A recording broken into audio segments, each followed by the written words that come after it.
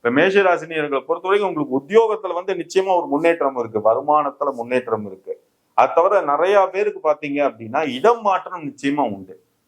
நீங்க நினைச்ச இடம் இது வரைக்கும் நினைச்சிட்டு இருப்பாங்க, சார் நான் இந்த இடத்துல இருக்கேன், எனக்கு இந்த இடம் வேணாம் சார், எனக்கு வேற ஒரு இடத்துல நம்ம ப்ரமோஷன் கொடுத்து, இல்ல ப்ரமோஷன் கூட வேண்டாம், வேற இடத்துக்கு எனக்கு டிரான்ஸ்ஃபர் பண்ணா போதும் நினைக்கிறவங்களுக்கு நீங்க டெஃபினட்டா பாருங்க. இந்த குரு பயிற்சி காலகட்டம், இந்த ஒரு வருஷ காலகட்டத்துக்குள்ள உங்களுக்கு நல்லபடியா நடக்கும். அது தவிர மேஷராசியில இருக்கக்கூடிய நம்மள என்ன சொல்லுவாங்க, சின்ன குழந்தைகள், படிக்கிற வயசுல இருக்க குழந்தைகள், காலேஜ் படிக்கிற குழந்தைகள், இவங்களுக்கெல்லாம் நீங்க பாத்தீங்க அப்படின்னா இந்த குரு பயிற்சி ரொம்ப சாதகமான காரணம். ஏன் அப்படின்னா 3வது இடம் சொல்லக்கூடிய முயற்சி ஸ்தானத்துல இருந்து 4வது இடத்துக்கு குரு பயிற்சி ஆறாரு. அப்படிங்கும் போது நிச்சயமா நீங்க எழுதி வேணா வச்சுங்க, படிப்புல வந்து அவங்களுக்கு ரொம்ப ஆர்வத்தோட சேர்ந்து ஒரு முன்னேற்றமும் நிச்சயமா இருக்கும்.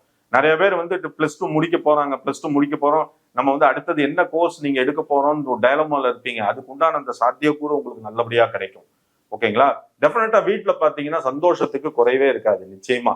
ஏன்னா சில பேர் நிறைய அப்பா அம்மா நினைச்சிருப்பாங்க, பிள்ளைங்க வந்து நம்ம பேச்சை கேட்கலன்னு நினைச்சிட்டு இருப்பாங்க.